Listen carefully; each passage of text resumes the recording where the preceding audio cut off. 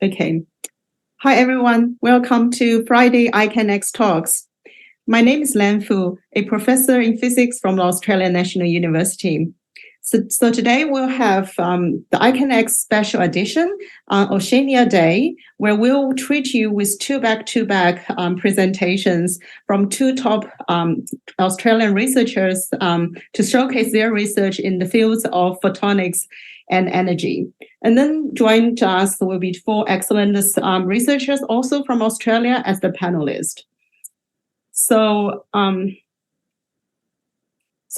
these two speakers to join us today is Professor Anita Ho-Baillie from the University of Sydney and also Professor Arnan Mitchell from RMIT University. So here is the panelist. I will introduce you a bit later after the talks. So let me introduce you first. Our first speaker, Professor Anita Ho-Baillie, who is the John Hooke Chair of Nanoscience at the University of Sydney.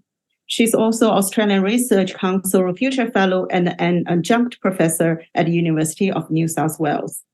Anita completed her Bachelor of Engineering degree on a co-op scholarship in 2001 and her PhD at UNSW in 2005. Her research interest is to engineer materials and devices at nanoscale for integrating solar cells onto all kinds of surfaces, generating clean energy. Anita is a highly cited researcher from 2019 to 2012. In 2021, she was an Australian Museum Eureka Prize finalist and was named the top Australian sustainable energy researcher by the Australian newspaper Annual Research magazine. Anita won the Royal Society of New South Wales Warren Prize in 2022 for her pioneering work in the development of next-generation solar cell. So welcome, Anita. The stage is yours. Thank you very much, Lang. I'll try to do share screen.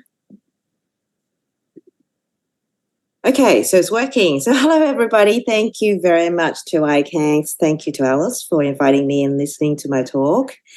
And tonight I'll be talking about Perovskite tandem cells and their durability.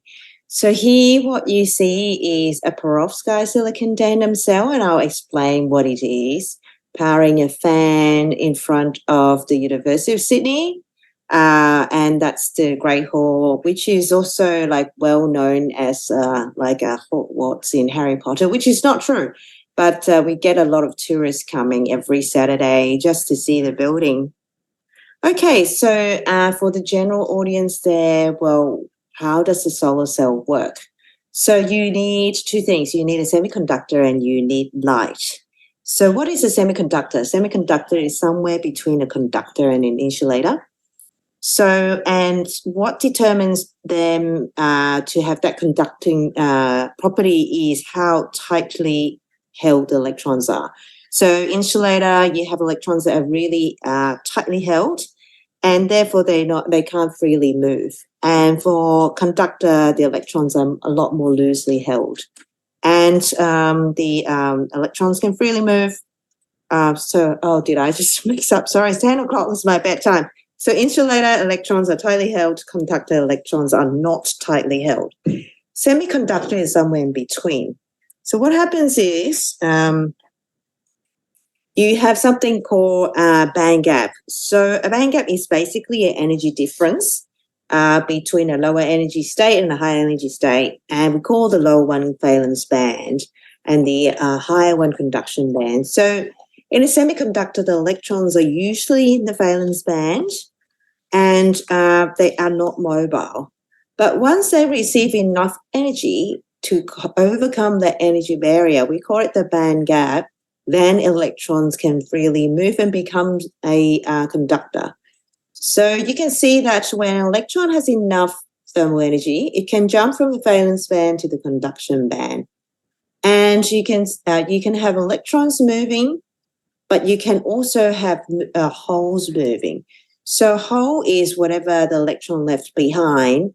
So as the electrons shuffle across, that hole, which is a positively charged particle, pseudoparticle, gets moved along as well. Okay, so you have semiconductor where the electrons can be energized by electricity, or it can be energized by light. So what do we get from the sun? Well, we get a solar spectrum that looks like that. And the solar spectrum consists of different energy photons, or you can treat the light as a wavelength.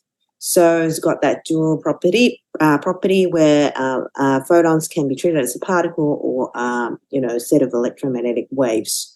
So different energy, different color light, it's got different photon energy. So, for example, UV is highly energetic. It's got a photon energy of 3.1. When you move down to violet, blue, green, yellow, red, which is basically the color of a rainbow. And as you go up in wavelength, you are going down in photon energy. So you can see this relationship between the photon energy and the lambda, which is the wavelength. So what happens is the solar cell will see sunlight, and I got this, good analogy between solar cell, Goldilocks and the three bears, and solar cell and the three photons. So we've got a scenario here where you have a solar cell, you have photons hitting the solar cell, and the photon energy is very low.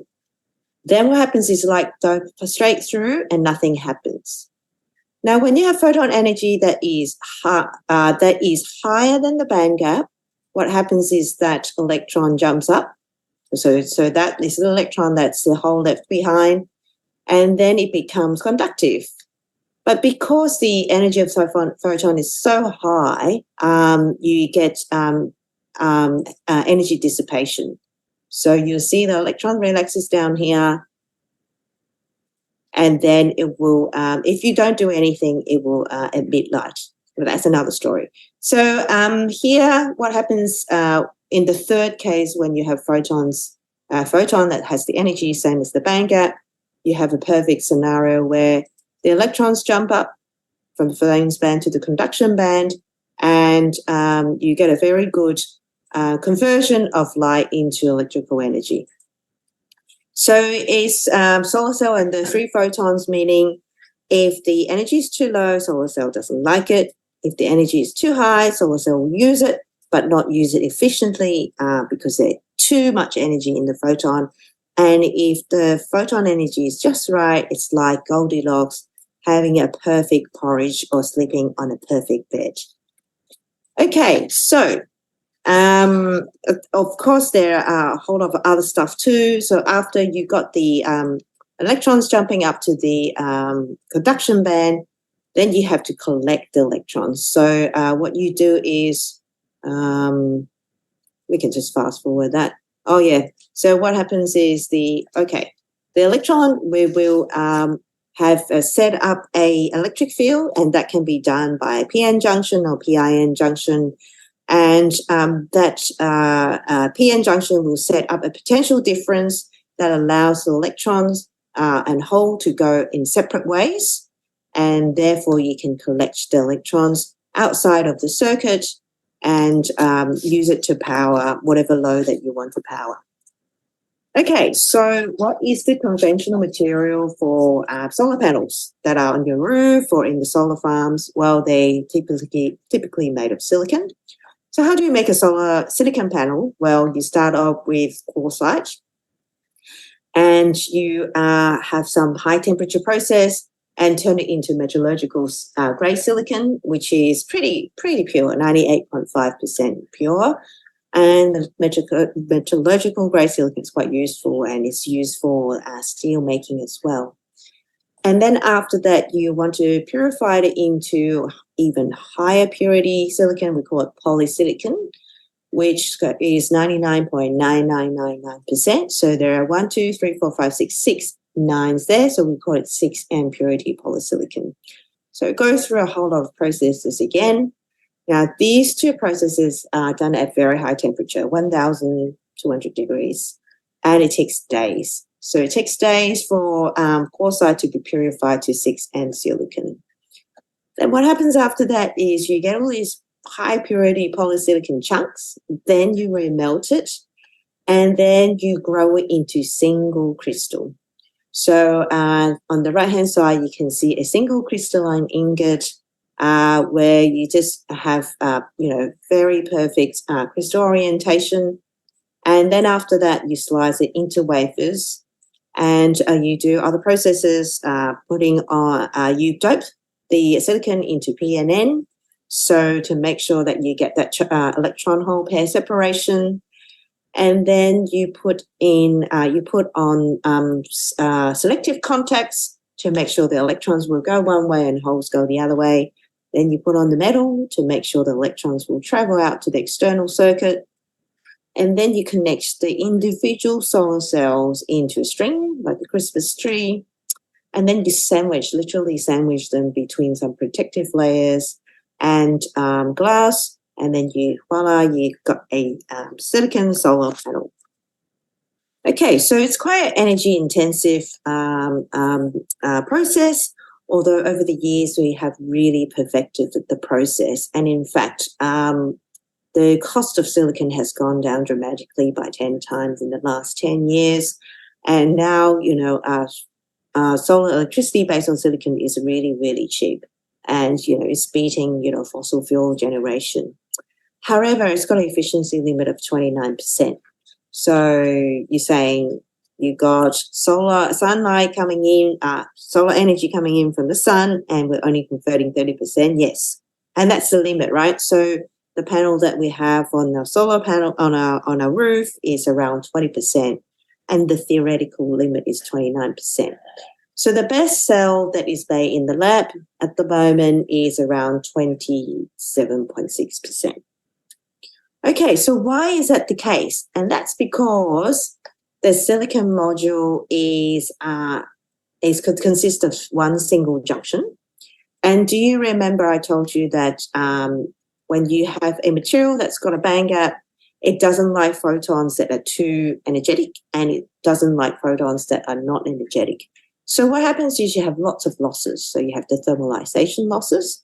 So when you have very energetic photons, for example, ultraviolet blue, green, or even yellow, red going into the silicon, you get a lot of wastage. That extra electron volts, the silicon simply doesn't need.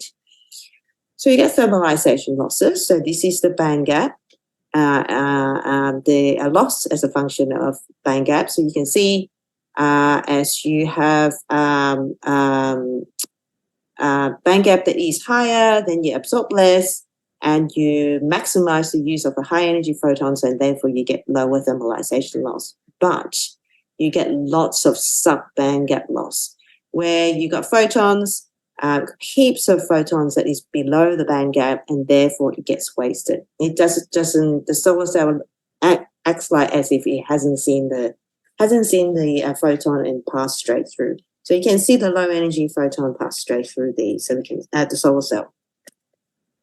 Okay, so what can we do about it? Well, what we can do is we can actually stack solar cell of different band gaps on top of each other. So what we can do is, for example, we can have a 1 EV, or in this case, so it's a 410, it's a 0.7, 1.2, 1.7, 2.5 EV, 4 junction tandem. So what happens is you have the solar spectrum, you have the sun shining light onto the solar cell. The top cell's got a band gap of, say, 2.5 EV.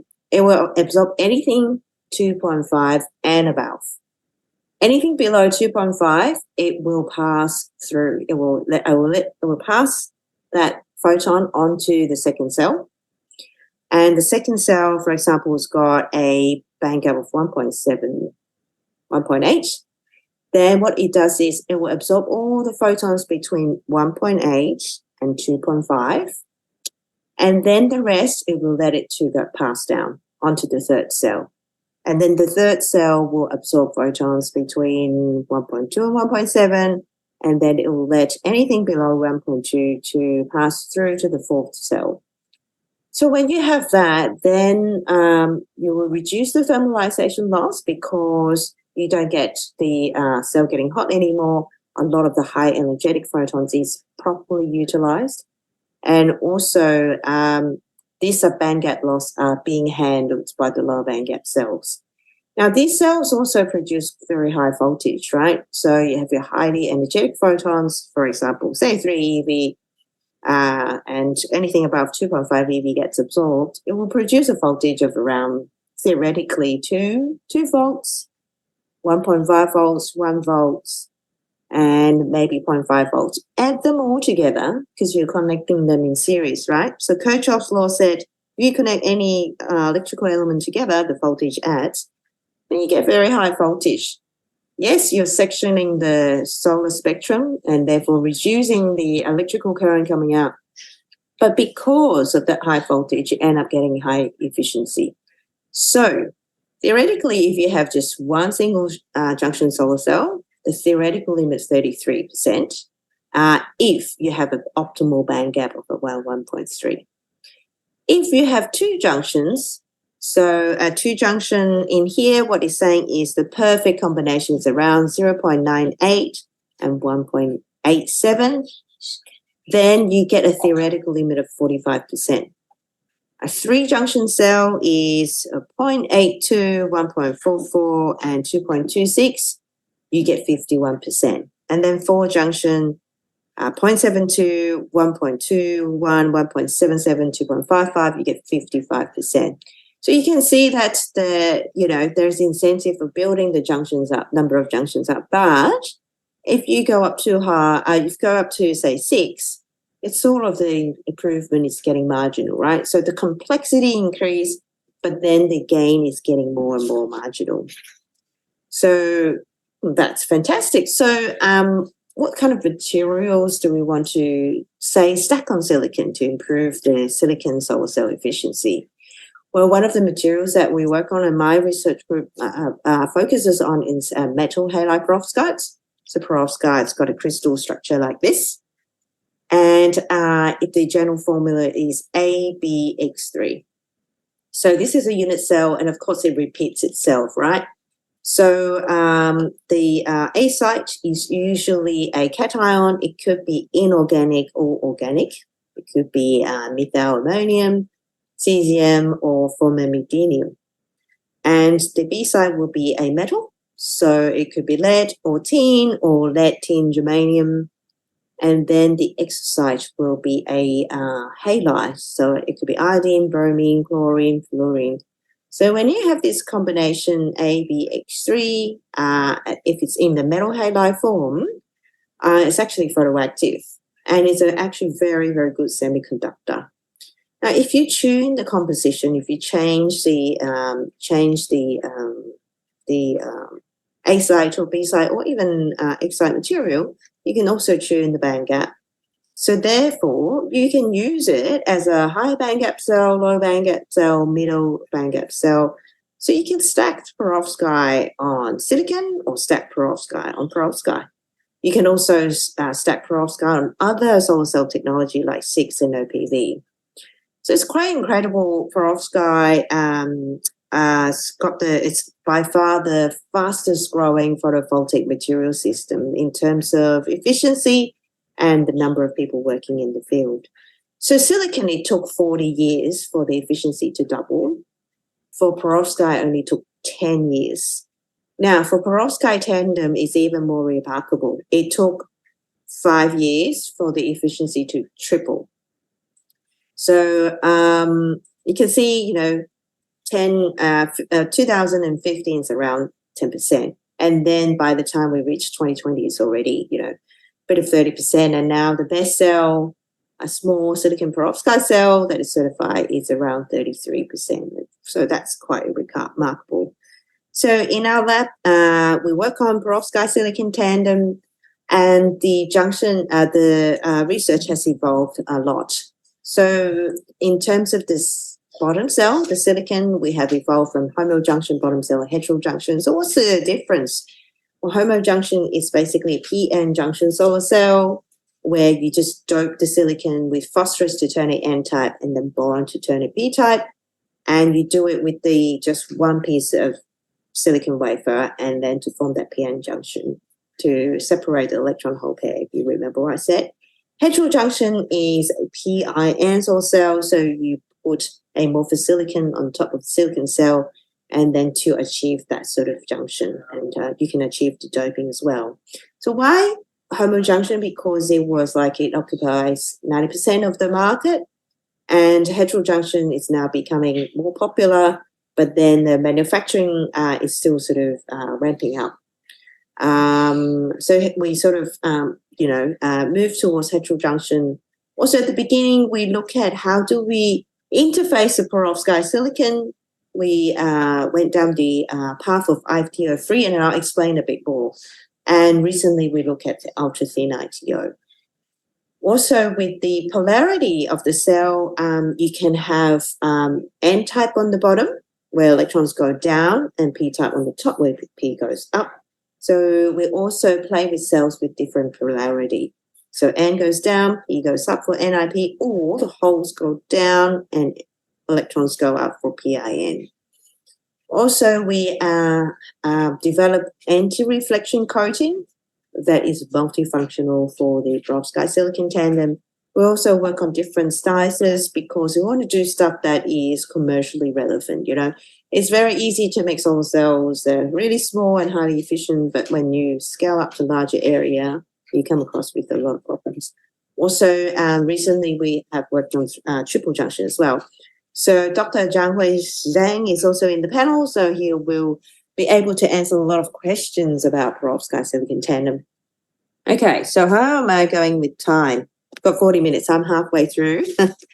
I'm doing okay. So perovskite silicon tandem at the beginning is PN junction, and we integrate the perovskite cell with the silicon using just the tin oxide, so no ITO. And why does it work? And that's because tin oxide's got enough conductivity for the holes to go up that way, electrons to go down that way. Yeah.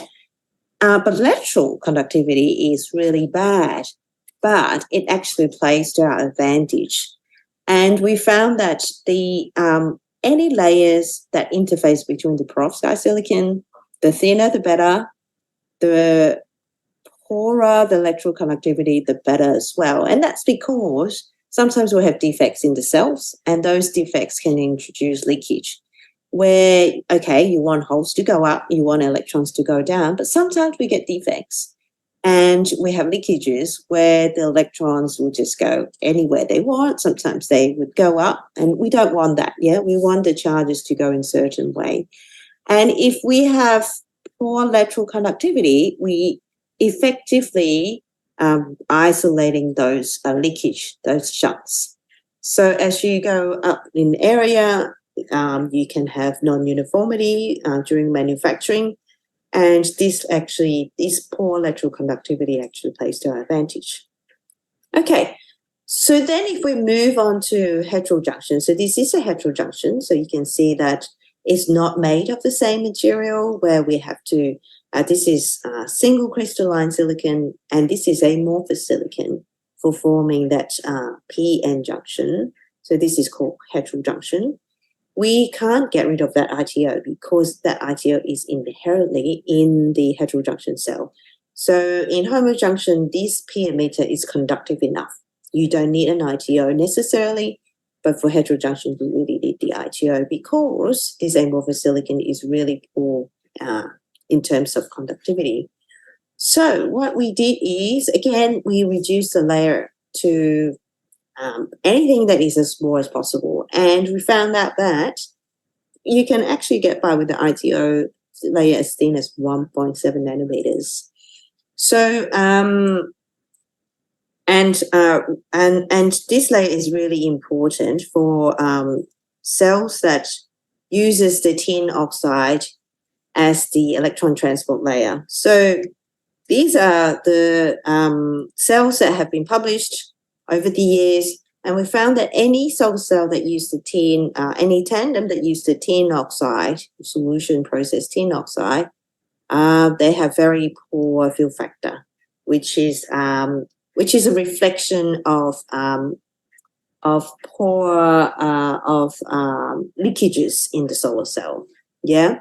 So particularly for large area cells too. So as you scale up to large area, the area goes up from 0.03 to 16. You can see the fill factor goes down, and that will affect the efficiency. Okay, so again, we found exactly the same thing. We found that as the ITO thickness increases, to our surprise, you would think, oh, ITO thickness increase, better conductivity, but it's not. It actually is doing harm to the solar cell. So people ask, well, is you sure? Is that really a uniform layer? So yes, we did look at the layer, and we found that the layer is uniform at 1.7 everywhere on so it's one layer, and also it's everywhere on the wafer, on the large area wafer. But as you go down to 1 nanometers, then you start seeing islands, and you can see that when you tilt the sample. So that's why when the thickness of the ITO goes down to 1, we don't get good performance, and that's because of that non-uniformity. We also changed the thickness of the amorphous silicon. So for people who's got some solar cell background, if it's single junction, we want that layer to be as thin as possible. Why? It's because amorphous silicon is actually very absorptive, and we call this parasitic absorption. So we want the photons to be really absorbed within the crystalline silicon absorber. We don't want it to be absorbed at the junction, at the top surface necessarily. However, if it's tandem, what happens is the blue gets absorbed here.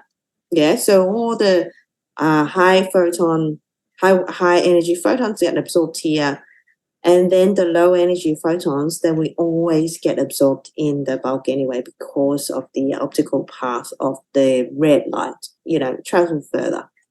So it's actually okay to increase the thickness from 13 to 26%, 26 nanometer, and we found that this gives us much better efficiency.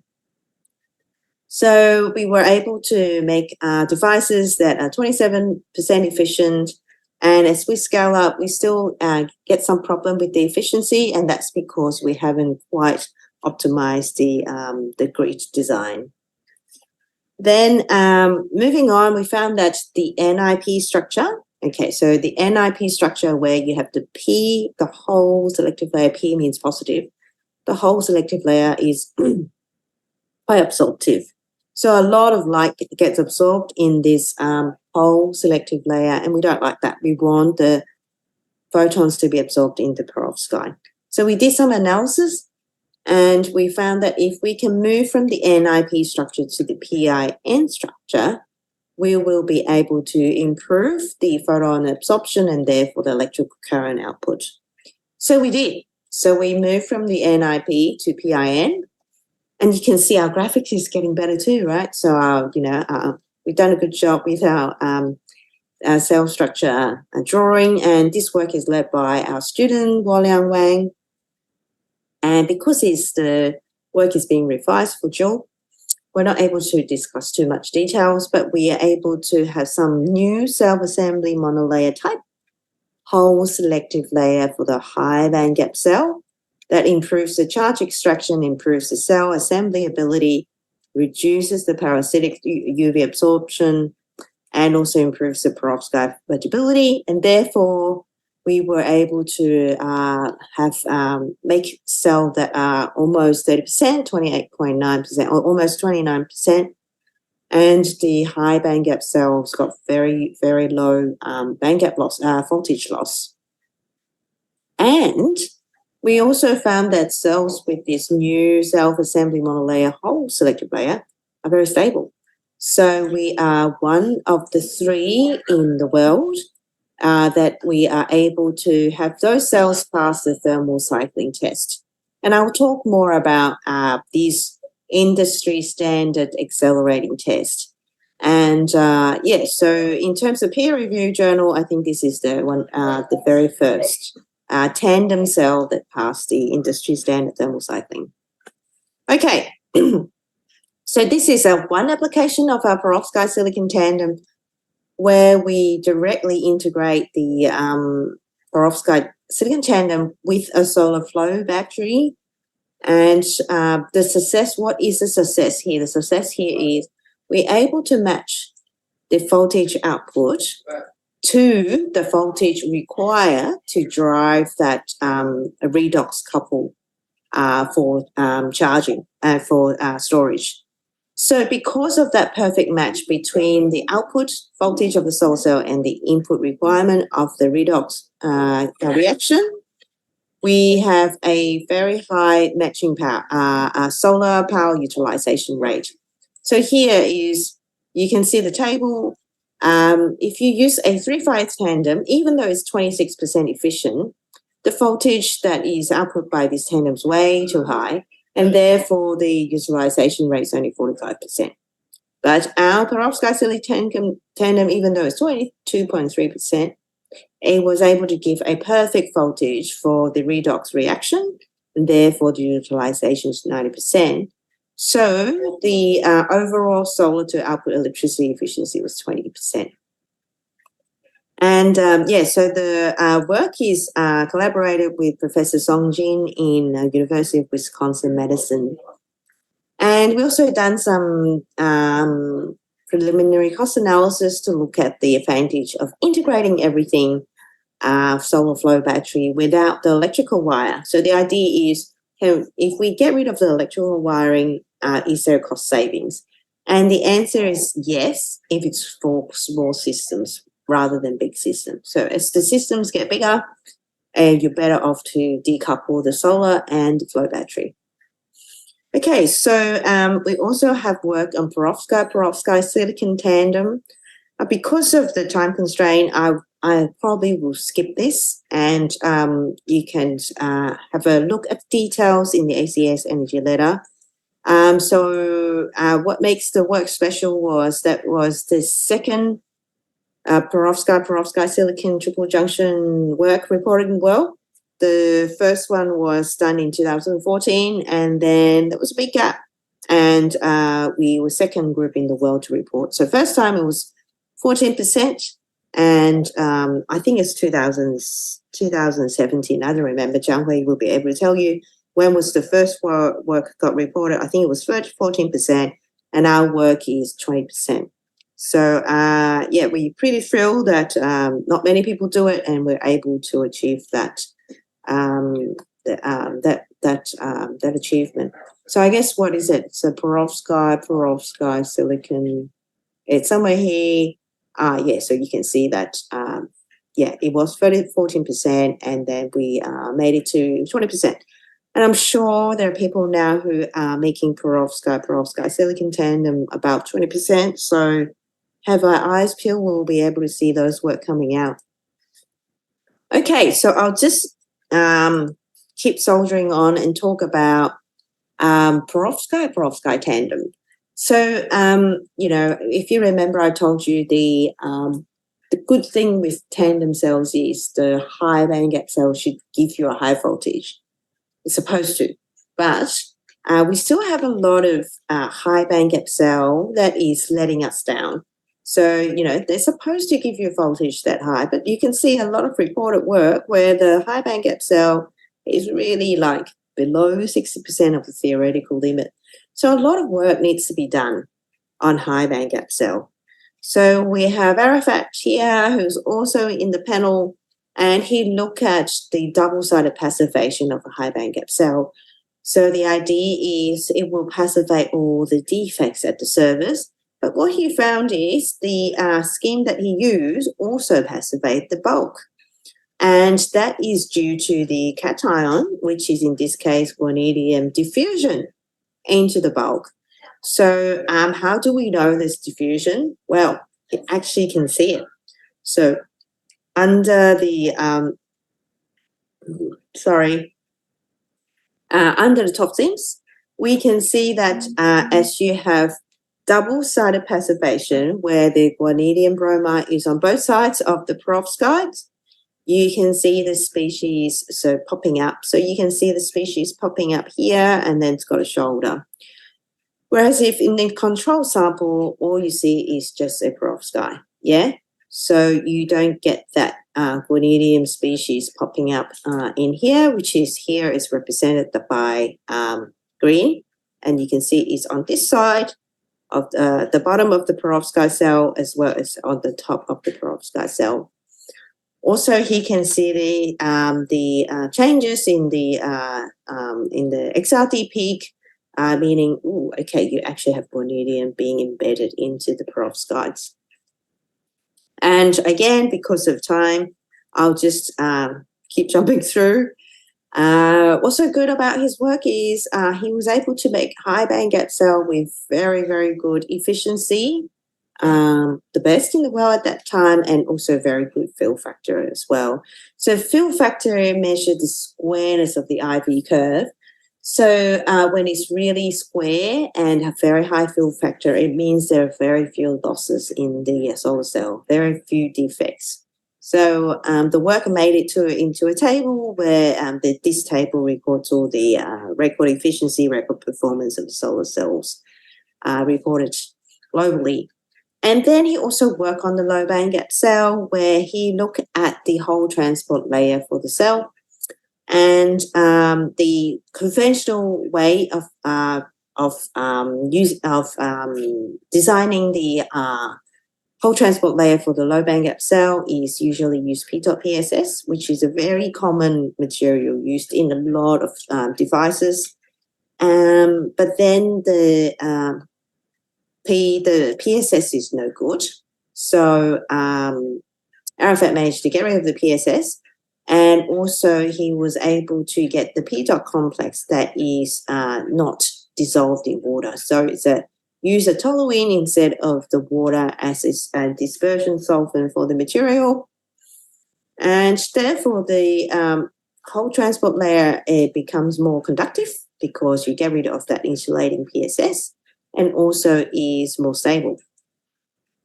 So again, sorry, I'll just have to skip through this. He found that the perovskite that is being deposited onto the water-free, PSS-free whole transport layer is also more hydrophobic. So, and therefore the perovskite film is a better quality as well. So then he implemented this improvement, all of these improvements in perovskite tandem. And what he found is he was able to make cells very reliably. So meaning the spread is a lot smaller. So these are the dots of the standard deviation of the cell distribution, performance distribution. So what he found is in the literature, people make lots of cells, but they've got a very large spread. So you can have very poor cell and a few good cell, but Arafat was able to make quite a substantial number of good cells without sacrificing the others. Okay, so more to come. I can't say too much, but Arafat's got another perovskite Obvi Denim coming your way. Right, so why durability is so important? I've got 2 minutes, so I'll just go very quickly, because it is a big determinant of LCOE. So what is LCOE? Well, we can ask ChatGPT. LCOE is levelized cost of electricity. And it is a metric used to assess the cost of generating electricity over the lifetime of your power plant. So lifetime is the most important thing. So it's not just the cost of the power you buy or the cost of the panel you buy up front, but it's the cost over the lifetime. So you want your new technology to last as long as silicon if possible. And I won't go through that because we won't have time, but you can look at this cost analysis where we look at the efficiency gain required by the tandem, and also the extra cost involved. So if you make tandem cells, you better be sure that you're not making it too expensively. Otherwise, the gain will be offset by the increased cost. But one thing I really want to say is the most important thing of this assumption is the perovskite lifetime is assumed to be the same as silicon. So we've got big shoes to fill because the silicon module lasts for 20 years. So in our work, and again, I'll just sort of have to skip through in our work that we were That's able okay, Anita, to... You can take a few more minutes. Yeah, don't Oh, stress. wonderful. I was a bit stressed out. So in our work, okay, so the silicon module's got to last for 25 years, right? But we don't have 25 years to wait, 25 years' time, all my students will be big professors and I'll be retired. So we do accelerating tests instead. So the industry standard has set out some standard testing regime. For example, thermal cycling, which is a cycle from -40 to, let's see if I've got that graph here. Oh, yes, I do. Okay, so -40 to 85 and cycle it for 200 cycles, or you can have something called the humidity freeze test where you have the thermal cycling and then you subject it to humidity and then a sudden freeze. You can also have tests like dam heat where you subject the module into really high humidity and also hot environment, 85 degrees. So then the test will set out how many hours the panels have to last and also the power it needs to retain. So there are some of the work reported out there that pass one or the other. But what we managed to do in our work is we managed to pass all three: thermal cycling, humidity freeze, and dam heat. And that made a big news because we were the first group in the world that are able to pass those industry standards. So how do we do it? We actually use GCMS to first understand the degradation. And GCMS has been used for, analyzing soil samples, detecting chemical warfare, or, finding out drug cheats. So GC gets chromatography, separates the chemical mixture, and MS is identify the components.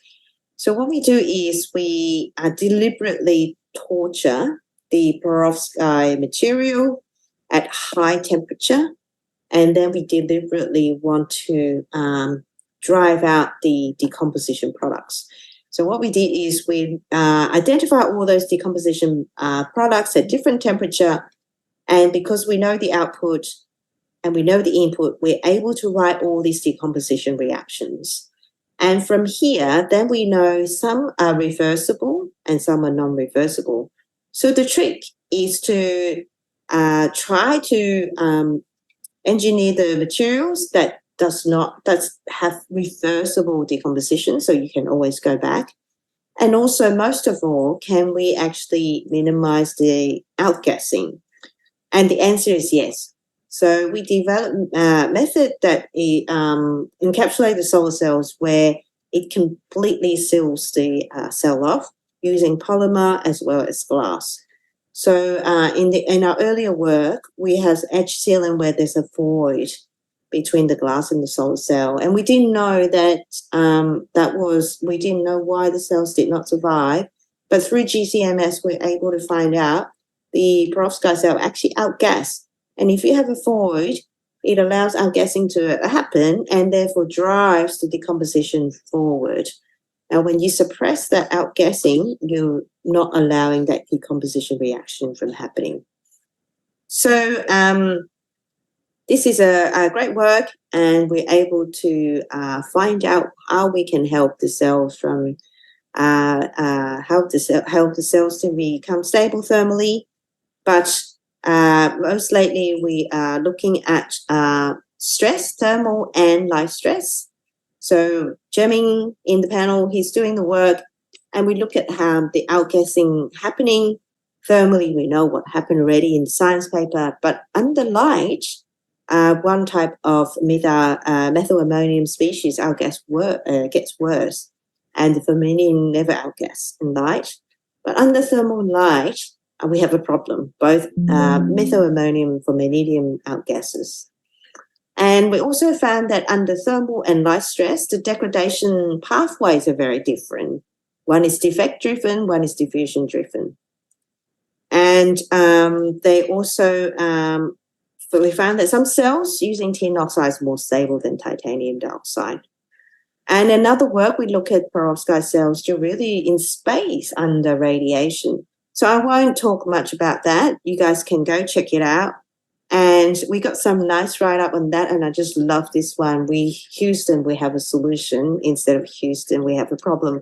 So I can encourage you to go and look at those, because it's very exciting that we can use perovskites for space application as well. And thank you very much for having me.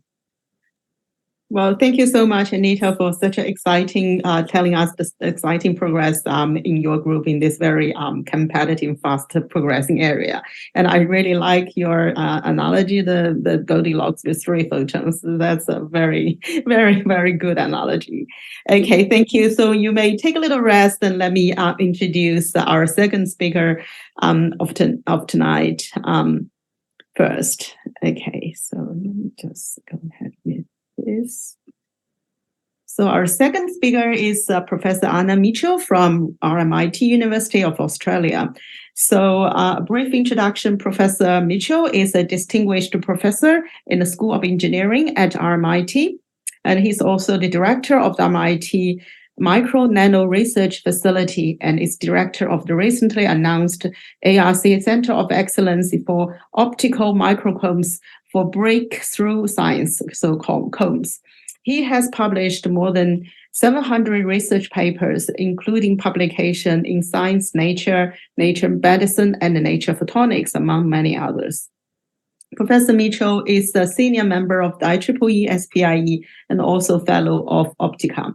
He's a highly multidisciplinary researcher working in microchip technologies, combining light, sound, fluids, and electronics with applications spanning radar system for defense, high-speed fiber optic communications, and point-of-care diagnostic systems for biomedicine. Professor Mitchell is enthusiastic about translating technology into the hands of end users and has dedicated much of his career to building and training diverse teams and a comprehensive micro and nanotechnology infrastructure to enable breakthrough discoveries to achieve real-world impact. So Professor Anna Mitchell, please, the floor is yours. Thank you. Thank you, Lanfu. All right, let me see if I can share my screen. Hopefully this will work. And in presenter mode, hopefully that's around the right way. It doesn't in my screen. It's in it's like a preview mode rather than a all present. Right, let me see if I can switch swap the displays. Is that better? Oh, yep. Oh, perfect. Yes, please go ahead. All right, excellent. Thank you for inviting me to give this presentation. It's not very technical. Really, it's more sort of an overview of the sorts of work that my team's doing and some of the things that we're hoping to do with the new Centre of Excellence. But I'll give a little bit of insight into what an optical frequency comb is and why I think they're so interesting. And so hopefully that'll stimulate a little bit of discussion. Also, it'll probably be a little bit shorter than the 40 minutes have been allocated, so we can have plenty of time for discussion. So I'm Arnan Mitchell. I'm from RMIT University in Melbourne, Australia. And the research team that I lead is the Integrated Photonics and Applications Centre, IMPAC, at RMIT. We look at photonic chips, and so you can see, let me just put my laser pointer on. All right, hopefully you can see that. This is just a screenshot from our website, but the background image here is a photonic chip that we designed and made at RMIT. And what I like about this is it's a true integrated circuit. When I first started working on photonic chips, Really, you would be lucky to fit 1 or 2 devices into a chip. Now you can fit hundreds and maybe even thousands of chips, and the number of chips and the complexity of the systems is growing all the time. And so I think right now we're at a very exciting time for photonic chip technology, where we can start integrating systems together with some of the complexity that that really made electronics so exciting. So while I get excited about photonic chips, I recognize that really often these features on the chips are too small to see, and also the light that they operate on is infrared and also hard to see. So perhaps it isn't so interesting for other people. So in general, even though a lot of our team is working on the design, the fabrication, and the packaging and interfacing of these chips so they can be used, really, in general, we put a lot of emphasis on the applications and the areas where the chips actually make a difference to the world. And so we focus on 3 different areas. We do high-speed data communications, biomedical applications, and also precision measurement, often for defense applications. So I'll give you just a quick taste of some of these. So Cesar Huertas leads the biomedical application and lab on a chip team. And in this team, we have a silicon photonic chip. And on that chip, each of these little structures here is actually an independent sensor.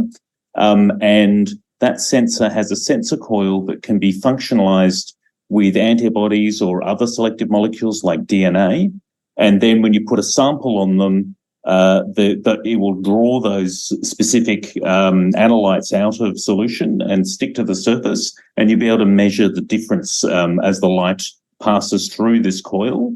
And then you can compare it to this reference arm. And if a lot of material has gathered here, then you'll see a big phase shift. And if not much, then you'll see a small phase shift. And this then turns into an intensity. And what you can see is there's nearly 20 or more sensors here on an individual chip.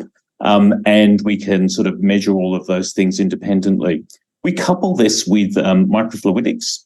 And so you can see here, there's a chip on top of this silicon chip that actually controls fluids and has valves on it. And so together, those things are really a lab on a chip. And so we do a lot of work in this area for sensing things from pollutants in seawater to biomarkers of disease in blood, for example, ovarian cancer.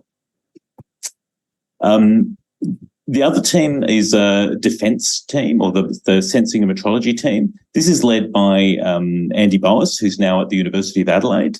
And some of the sorts of things we do in this team is laser imaging, laser ranging, and imaging. So here you can see this is a point cloud that's been made by scanning a laser across a surface and then measuring the distance to the object and then sort of assembling them together.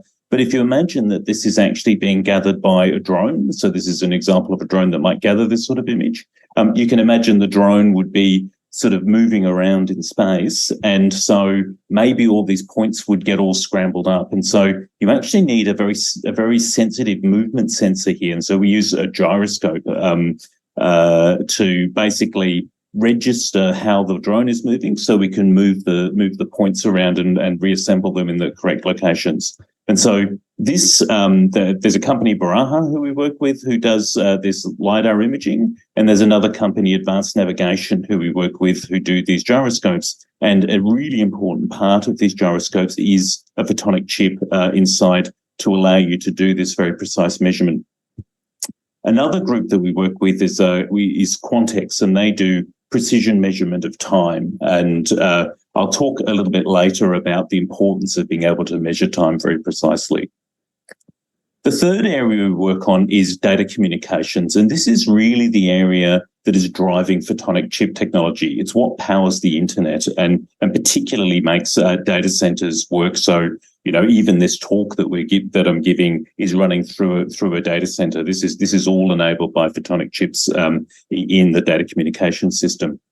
So this is led by Bill Corcoran at Monash University. And actually, there's a fibre link from my laboratory in RMIT University in Melbourne. So this is just a map and that's where RMIT is. And the fibre link goes all the way to Monash, which is in a suburb of Melbourne, about 30 kilometres away. And then it comes back as well. And so we demonstrated actually the world's fastest internet transmission from our lab to Bill's lab and back again in 2020. And we use photonic chip technology based on microcombs. And I'll explain what they are a little bit later. But really the opportunity was to create many different laser lines and have very, very stable, the laser lines are very, very stable and low noise so that we can put a lot of information onto them. And so Dave Moss, who is from Swinburne University, actually was one of the pioneers of this technology for creating these optical frequency combs on a chip. And I'll talk about those a little bit more later. We got a lot of news coverage on this, partially we think because it was interesting, but partially also it was in the middle of the pandemic in 2020 and there wasn't a lot of other news to compete with. So people were very hungry for this news and everyone had become very familiar with the need for bandwidth on the internet because of using Zoom to work and connect with their friends. So this week we got a lot of traction in the news on this.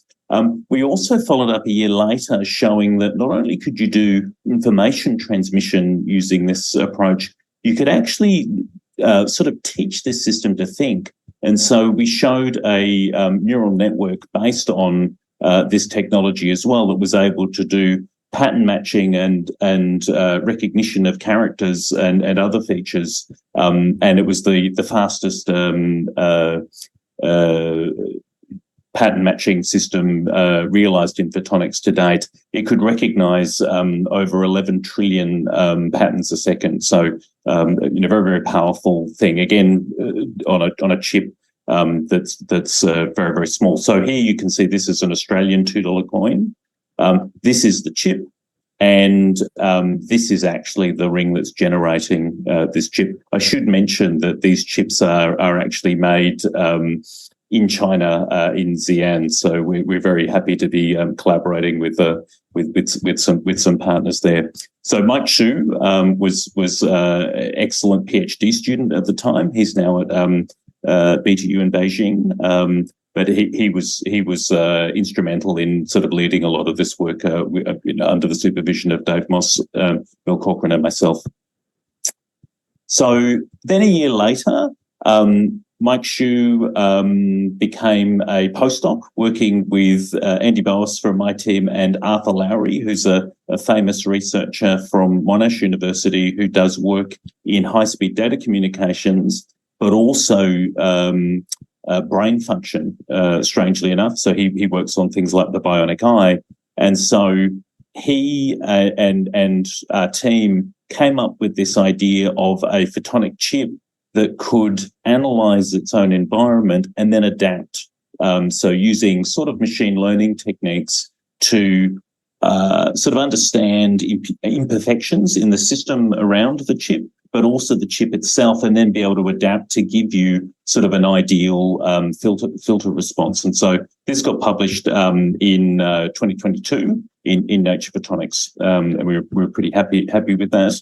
And so what we found was that we were building up this capability based on photonic chips, sort of machine learning, but also with the potential to sort of sense and interact with the world, both in biology and with laser ranging. So on the basis of this, we put together a proposal and were very excited and thrilled to find out in November last year that we were awarded Australian Research Council Centre of Excellence. And these are the largest grants that you can get in Australia. And they give you about 7 years of funding to really do a substantial amount of work that can have great impact in the world. And so we thought that the Centre for Optical Microcombs, so these are photonic chip frequency combs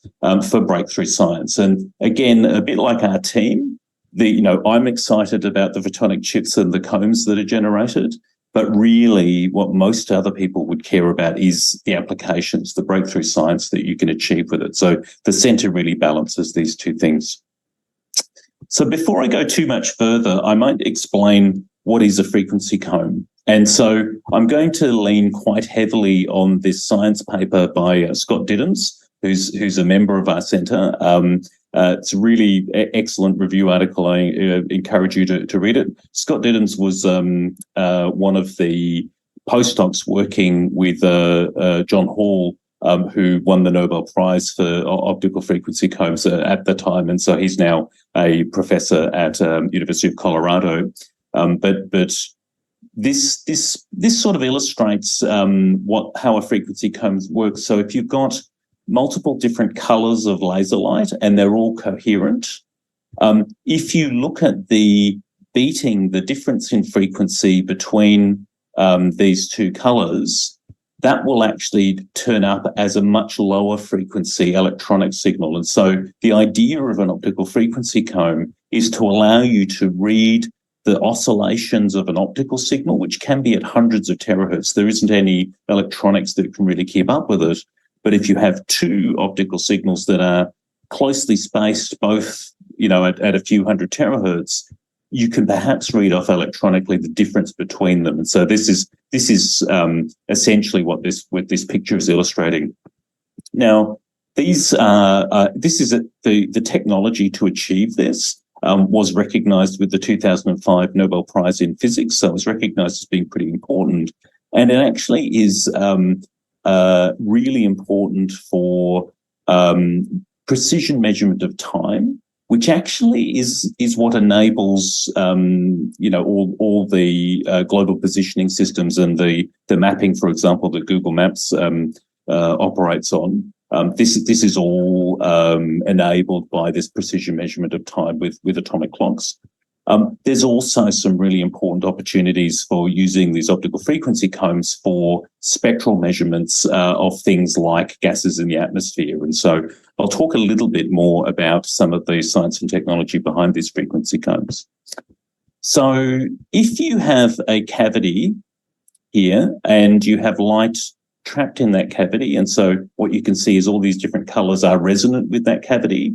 Each one has a different number of oscillations, so has to have a integer number of oscillations, and so that's what this integer is here. But each different color has a different number of those, but an integer number difference.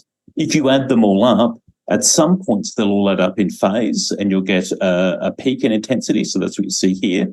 And most other places they'll all add up and the average will be zero, and so you won't see anything here. And so this is basically like a pulse laser cavity, and so you can see that you would get these pulses of light coming out at the end. If you look at this a little bit more technically, if you just have a single oscillation here that goes on forever in the time domain, then in the frequency domain, that's just a single tone. So this is, you take the Fourier transform of a sinusoid, you end up with a delta function in frequency. There's only one frequency here. If you look at a pulse train, though, and so you can see this is pulses on that frequency, you'll actually see that actually turns up as an optical frequency comb. So there's a whole lot of frequencies that turn up that are the nature of these pulses. Now, if you can make this broad enough, the shorter the pulses, the broader this frequency is. And so what you want is perhaps as broad an optical frequency comb as you can get. If you can make it broad enough so that you actually end up with a whole octave, so, for example, this frequency is actually half the frequency of this frequency, then there's a trick you can play where you can actually use nonlinear optics to double this frequency and then compare it, take the difference between this frequency, and that difference could be a very low frequency that you can actually read out electronically. So you can just put a photodetector here and actually read this out with a piece of electronics. This could be at megahertz, for example, as where these frequencies are at hundreds of terahertz. You can't measure them individually, but you can actually compare them to each other and look at the difference between them. Now, this is what's called a self-reference frequency cone, and it can be very, very stable, because what you can do is you can take this difference between them and feed it back to the laser that's actually generating them and use that as a stabilization. And so you can end up with extremely stable laser wavelengths, and all of these wavelengths in between that you can then use as a reference for different timing. And so this is a tool. This is the tool that actually really won the Nobel Prize, and actually gives you this very stable laser wavelengths. So this is what underpins atomic clocks. So you can actually measure off the timing of atomic clocks using this approach, and that enables navigation. There's another trick which you can do with this, which is dual comb spectroscopy. So if you imagine that you've got two of these frequency combs, but they're slightly different spacing in frequency. So you can see here the two comb lines are lined up, but as you go more and more comb lines, they get out of sync. And so the frequency difference between these lines grows and grows. So if I measure each one of these with a photodetector, what I would see is the beating here is almost at zero frequency because there's almost no difference. There's a little bit more here, so that's some other frequency. And so as I go further up here, there's a big difference here, so this is a higher frequency. But what I've done is I've mapped optical frequency at hundreds of terahertz to an RF frequency, which could be megahertz. And again, I can analyze all of this with electronics. And so I can make a spectrometer here that using one of these laser frequency combs, but I can read it out using electronics, and I can digitize it. And this is very, very powerful because it means that I can now do spectroscopy with consumer electronics. I don't need to have very sophisticated gratings and other things that you might find in a spectrometer. And so this enables us to measure chemical fingerprints. So there can be some important chemicals that we might be interested in measuring here. For example, methane or carbon dioxide in our environment. So very important, how do you achieve a frequency comb? So the basic technology behind a frequency comb, the traditional frequency combs, is a mode lock laser. So you have a laser cavity. You have some gain in a cavity, a long cavity here. The repetition rate is set by the time that it takes to go around this cavity, and then you might either have a modulator in it to create the first pulse that would go around and control the repetition rate, or maybe a saturable absorber, so that the light, only when the laser pulse comes through does it become transparent and escape from the cavity. So this is the sort of the response that you would get coming out. And even though these look very, very sharp, if you look at the spectrum, this is sort of the spectrum that you get. So it's broad, but it's not octave spanning. If you want to make it octave spanning, you need to put these pulses into a special type of fiber. And so this is back in sort of 2000 when this work was being done. This is called a supercontinuum fiber. And if you put a pulse into that, it will actually broaden in spectrum to cover a whole octave. And so you can see this is actually a photograph of one of those fibers in operation, that if you put a pulse in at sort of infrared, what comes out is all of the colors across the whole visible spectrum. And so that's what you can see graphically here. And this does cover a whole octave. So you can see it goes from 300 terahertz to 600 terahertz. So you've got the whole octave spectrum. And so now you can actually reference those harmonics to each other and actually create this self-reference frequency comb. So good. And this is what won the Nobel Prize in 2005. But here's an example of what these systems look like. So this is actually Scott Diddham's looking at a frequency comb that he built for astronomy. And you can see this is a very large object. It's about 2 meters across, sits on an optical bench. It's sort of portable, but very, very sophisticated. Here's Ted Hensch, who's one of the Nobel Prize winners, with a frequency comb system behind him. Very, very sophisticated laboratory full of equipment. This is the company that Ted Hensch founded, called Menlo Systems, that commercializes the frequency combs. This is also 2 meters across, costs about $1 million, and needs pretty much constant maintenance by a PhD trained person. So they're found in many laboratories. Many sophisticated laboratories have these tools in them. Many astronomy telescopes have these systems in them, but they're really only suited for sort of fairly high-end laboratories. They're not really for consumer electronics where we might expect them.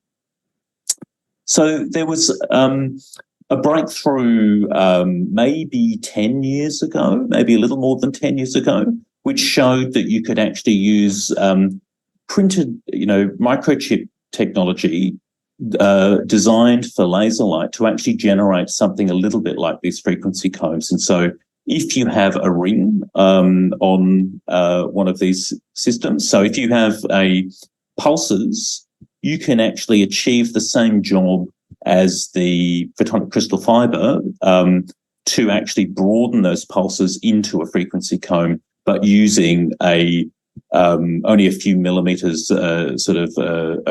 diameter across chip. So this is one technique that you can make frequency combs. But actually, the breakthrough was if you have a ring and you have a really, really low loss ring, and you put a continuous wave laser in, the light that's trapped in the ring can travel around the ring millions of times and build up in power. And that can be enough to generate sort of nonlinear optic interactions that will actually generate this frequency comb as well. And so these are called Kerr combs. And there's a lot of really interesting photonic physics, optical physics and nonlinear optical physics that goes into this. But at the end of the day, you can basically use consumer electronic technologies to print these circuits, put in a continuous wave laser, and get a pretty good frequency comb out at the output. And so this is the type of frequency comb that we used to demonstrate the world's fastest internet. And this is what one of those frequency combs actually looks like. So you can sort of see the pulses going around in the ring, and this is the spectrum that's produced. And so you have hundreds of very, very stable laser lines. You put in one laser line here, you get hundreds of stable laser lines out, and then you can use each of those different laser lines as a separate channel. So that's all done in silicon nitride. A material that's very close to my heart and my team has been working on for many, many years is actually lithium niobate. And so this is another way of generating a frequency comb, is that you can have a ring a little bit like what you had in the chip I showed before. So you could put continuous wave laser light through here, but you can switch this ring on and off using an electric field. And so lithium niobate has this great property that when you apply an electric field to it, it changes its refractive index. And it does that very faithfully, and you can do this very, very quickly. So if I change the frequency here very, very quickly, I can generate extra comb lines by modulating at the frequency difference here. So that is another way of generating an optical frequency comb. This is another way, and this is something that my team did, showing that if you just modulate even just without a ring, so this is not a resonance circuit, you can actually generate a frequency comb. And the advantage here is that I'm now the frequency of this frequency comb is actually set by the time delay around this ring. Here, the frequency can be anything, so I can choose whatever I want. And this is particularly useful for dual comb spectroscopy. So I could have, generate one frequency comb with this particular frequency spacing, and then have another chip with another frequency comb on it, and just choose the frequency difference to be just a little bit different, and I can control that electronically. So we showed these frequency combs, and in general, these frequency combs are generated at telecommunications wavelengths. So this is the infrared wavelength of about 1,500 nanometers. Visible wavelengths really sort of 700 nanometers and below. So we're interested in also using lithium niobate. You can actually do wavelength conversion on lithium niobate. So if we generate a frequency comb at telecommunications wavelengths, we can actually turn that into visible light and use that frequency comb at visible light as well. So lithium niobate operates all the way perhaps to ultraviolet. So you can take the frequency combs all the way down to ultraviolet, visible, the near infrared, and actually even up into the mid infrared, where a lot of the atmosphere has sort of important signatures. So, for example, again, carbon dioxide and methane. We published this paper earlier this year in Science, really talking about all of the opportunities we see for lithium niobate and the frequency combs that we can operate at. So there's many different applications in telecommunications, in astronomy, in science as well. We also do a lot of work collaboratively with France in silicon germanium, and so this is a technology that can be also made in large-scale mass manufacture foundries. This is a student in my lab in Melbourne looking at one of these silicon germanium chips. And the beauty of silicon germanium is it works to 8 microns or more, so well into the mid-infrared. And so this can be very important for gas sensing and other types of applications. So the Comb Centre is looking at the frequency comb science and technology at lots of different wavelengths, and has a whole lot of different applications. I mentioned integrated atomic clocks. We're interested in actually having frequency combs in space, stabilizing clocks for satellite positioning, but also for astronomy. So using the frequency combs as references for spectral tests of astronomical measurements. We're interested in doing molecular fingerprinting, so measuring molecules in our atmosphere or in our breath, or even doing that during microscopy. I mentioned the high-speed data communications before, but I also mentioned the neural networks and pattern matching. And so we're interested in trying to use some of these pattern matching techniques to analyze some of these sorts of measurements and also other types of measurements. So just before I finish up, I'd like to just give a little bit of a flavour of some of the sorts of areas where we think we're going to achieve impact in this centre, and some of the people we're working with to do that. So one researcher we're working with is Megan Miller, and she's actually a seismologist, and she works using optical fibres that are already in the ground, designed for telecommunications, but she uses them for measuring earthquakes. So she uses a technique called distributed acoustic sensing to measure vibrations in these fibres.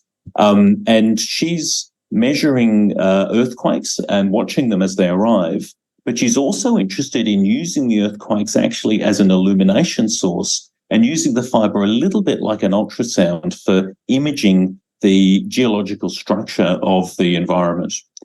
But she says you can actually see things like lightning strikes. You can actually see rain falling and even water moving through rivers or drains underground. You can see cars driving on the roads. You can see even people walking. You can actually see the seismic event of that using these optical fibres. But the challenge for her, so this is very powerful for sensing our world. And they also work underwater and other harsh environments.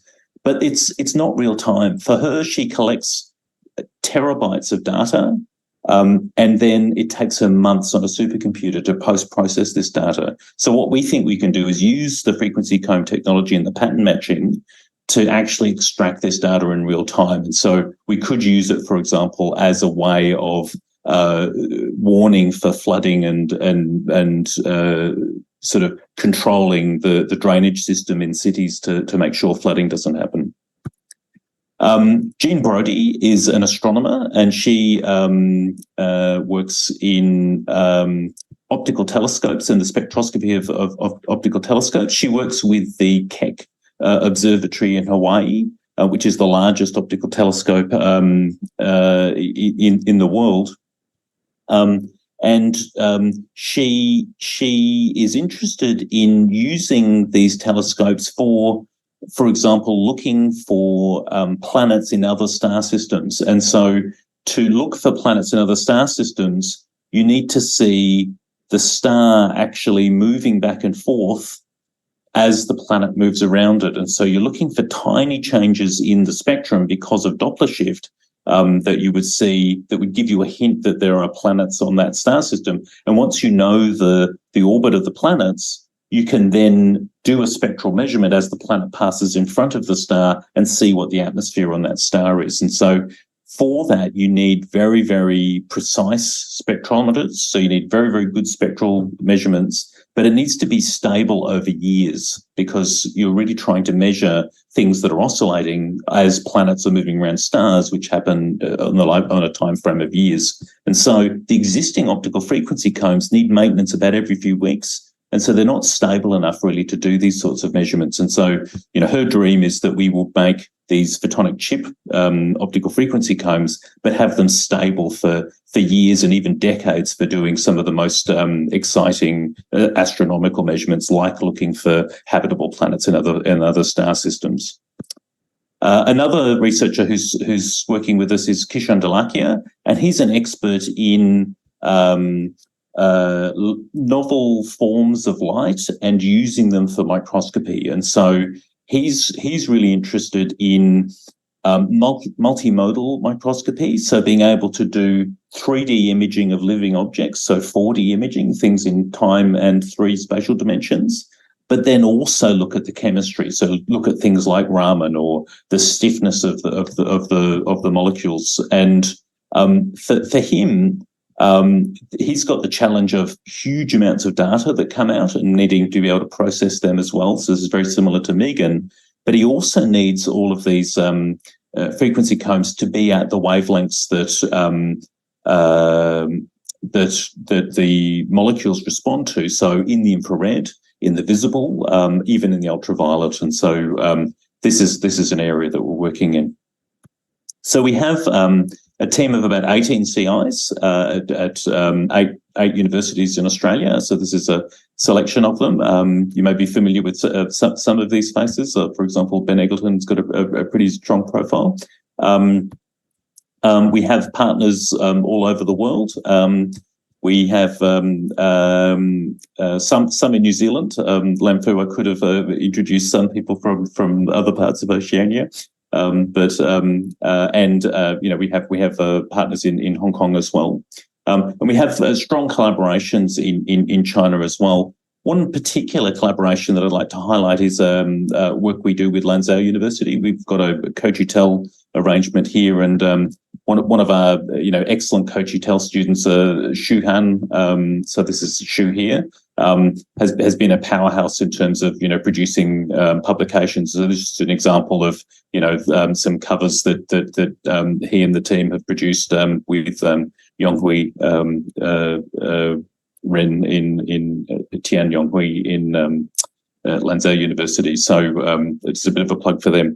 So this is my last slide. I'd like to invite you to collaborate with the Combs Centre. If you want to get in touch with me, you can send me an email or follow me on Twitter. I've got the wrong symbol for this now, and also on LinkedIn. But feel free to send me an email if you've got any questions, or have a look at this website and you can sort of leave a comment there. Thank you. Thank you very much, Arnan. I should have asked you about New Zealand then. But we'll have opportunities in the future. But that's great, and a great overview of this very powerful technology, and also the collaboration in Australia and of course outside Australia. So thank you for that. So I'm pretty sure our panel will have lots of questions. So let me quickly now introduce our panelists tonight. So our first panelist is Professor Larry from the School of Engineering at Australian National University. Professor Lu received his PhD degree from Cornell University in 2012 and a bachelor degree from University of Science and Technology of China. And Larry is currently the chief investigator at the Australian Research Council Centre of Excellence for Quantum Communication and the quantum computation and communication technology. His research interests include wearable technologies, 2D quantum materials, and optoelectronic devices, MEMS sensors and actuators, biomedical novel device, etc. He has published 2 books as editor and 7 book chapters, as well as more than 100 papers in high-impact journals, including Nature, Science, Nature, Physics, Life Science and Application, as Nano and Nature Communication, etc. And Larry has also received many competitive awards, including the Pawsey Medal from Australian Academy of Science in 2023, Investigator Award from National Health and Medical Research Council in 2022, to just name a few. So that's our first panelist. Our second panelist tonight is Dr. Arafat Mahmood, who is a research fellow at the School of Physics, the University of Sydney.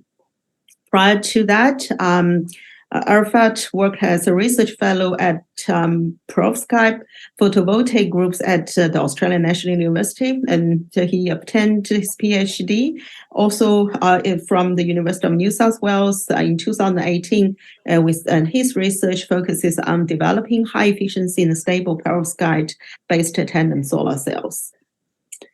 Our next panelist tonight is Jianghui Zheng from the University of Sydney. So Jianghui is currently a research fellow at the School of Physics, University of Sydney Nano Institute. The University of Sydney, he received his bachelor degree in Materials and Science and Engineering from Tongji University in 2011. And the PhD from Xiamen University in 2017. Then he joined UNSW as visiting PhD student at School of Photovoltaic and Renewable Energy Engineering in 2016, and then started his postdoc at UNSW in 2017. Jiang Hui was awarded the Australian Centre of Advanced Photovoltaic Research Fellowship in 2019. He has published more than 70 journal papers and received over with H index of 31. And our next panelist is Dr. Jieming Bing, who is now a postdoc researcher at the School of Physics, University of Sydney.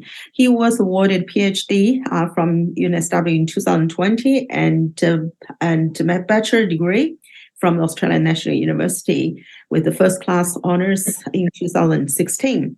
His research focuses on development of new generation thin film perovskite-based solar cells, with a particular emphasis on the stability, durability, and encapsulation strategies and application for building integrated photovoltaics. So let me just invite all both speakers as well as our panelists to the stage now.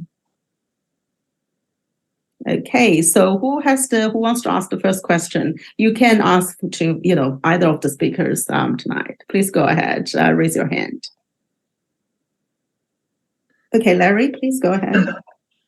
Thank you, Lan. So I have 2 questions for Anita. So the first question is, of course, thank you very much for your very nice talk. So I really enjoyed.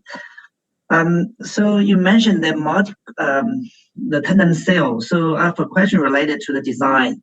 So how do you need to consider, because you stack multiple cells together in theory, actually, so do you need to consider the current matching conditions so in order to minimize the energy loss?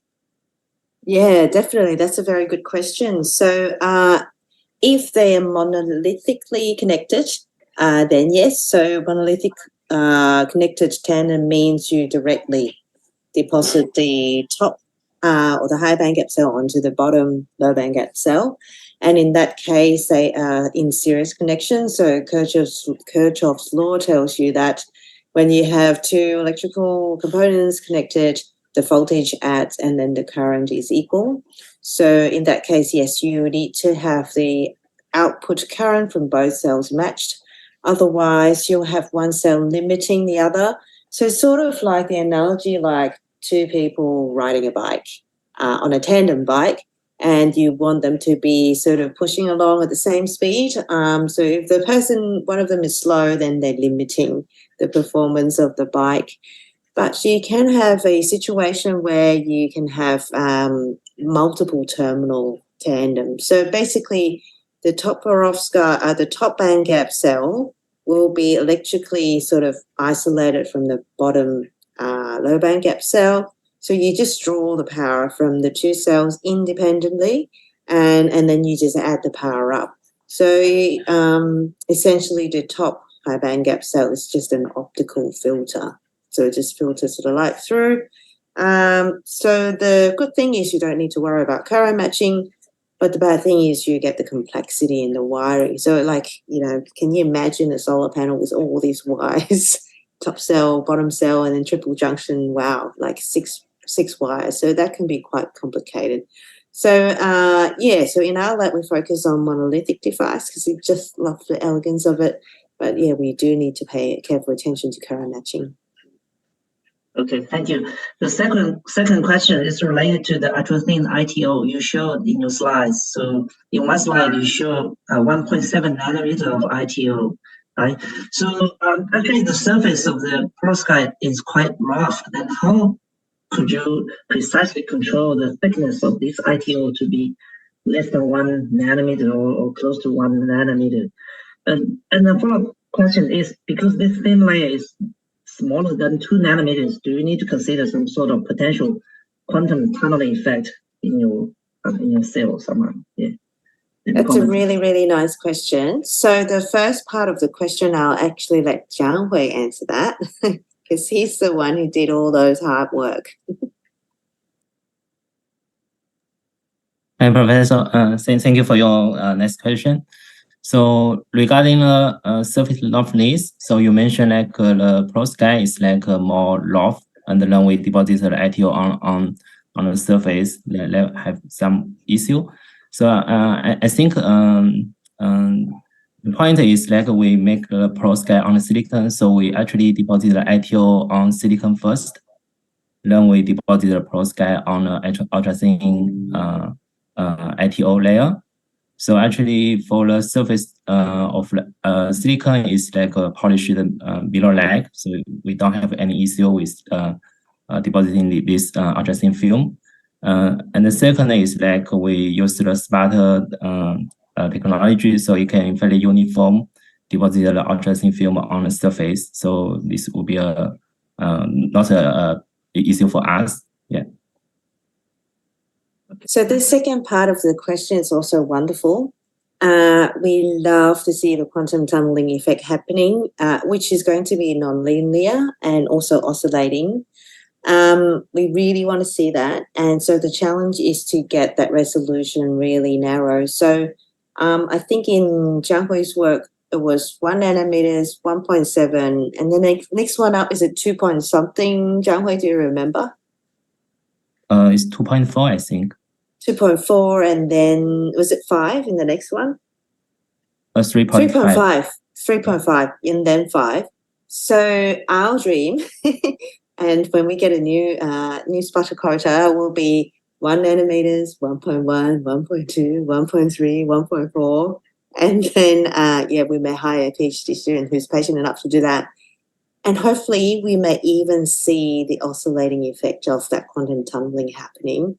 And then we can really pinpoint the optimum thickness, because 1.7 is just the best we can get, right, Jianhui? It could be 1.5. Yeah, possibly. Mm-hmm. That's great. So that's really good. And just to remind you that Anita and Arnan, feel free to ask each other questions as well. So it's certainly fine. Okay, so who wants to ask the next question? Yes, please go ahead, Jeremy. Hi, I'm Jeremy from University of Sydney. Thanks for the two wonderful talks by the speakers. We really enjoyed a lot and we learned a lot as well. So I will start a first general question to Professor Arnan. So from our talk, we know there's a great potential of the photonic chips. So do you have any comments on the economic side or the cost side of the chips, and what about the mass production? So yeah, it's a really interesting time at the moment for photonic chips. They have really evolved to be manufactured in the same way that you make sort of microelectronic chips, but the truth is that the volumes that you need are not the same. So there was an analysis done thinking that, okay, imagine that you had a photonic chip in every port of every computer in every data center in the world. That would keep one machine that makes, a stepper that makes these chips busy for a week. So, there isn't enough volume. This is the amount of volume of stuff that's going through the electronics is many, many orders of magnitude greater. So what do you do? It means that the traditional mass manufacture that CMOS foundries do have sort of rejected photonics a little bit. So you actually need something that's actually a little bit scaled down rather than scaled up to make photonic chips effectively. And so there's a few companies that are emerging where you have simpler photonic chips. So they're simple; they're not as complicated as CMOS processing. But I think that's emerging. And so, some of the I have friends working in companies like Intel and Cisco, and this is what people are looking to now is actually these. It's not the same as CMOS mass manufacture. I mean, there is certainly people like Global Foundries looking at putting photonic chips into their lines. But it's not clear that it's going to be economically viable. It's a very interesting question. Yeah. Great. Yeah, thank you for your answers. And also, can I ask one more question? It is also a very general one on the photonic chips. So you have mentioned there's still a challenge with the stable imaging or stable sensing. So what is the typical lifetime for different types of applications in the field? Lifetime. So I mean, if you imagine space-based telescopes, 30 years, you might, and you can't go up and maintain them easily. I mean, I think they did send the space shuttle up to try and sort of address one of the things. But if the frequency comb was, you're not going to be able to send someone up to sort of fix the frequency comb. So really, 30, 40 years. But consumer electronics, this is okay for electronics. This is the Voyager has electronics on it. It's been communicating with Earth for decades and decades. So this is okay. But the traditional systems that are sort of made out of lasers and fiber, those photonic crystal fibers burn quite easily. Like you put the pulses through them and they generate all the colors, but it's a very sort of energetic nonlinear process. So they can burn quite easily, and so that's sort of one of the points of failure. So you need to sort of design photonic chips that can cope with that. Is that an answer to your question? Yes, very perfect. Thank you so much. Great. Can I probably follow up with a question on that when you talk about your photonic chips, then you talk about you can achieve different colors and, of course, for different applications. And how about also the power? When you go for astronomy application or even for some environmental application, I assume you need a bit of high power, and how that power is generated in terms of what is that just a CW laser you use, or some component you also need to sort of ramping up in terms of their reliability and also the optics design over there? Yeah, that's a good question, and I think the advantage with the photonic chips is that because you're shrinking the volume, the mode volume, you're actually making it very, very small.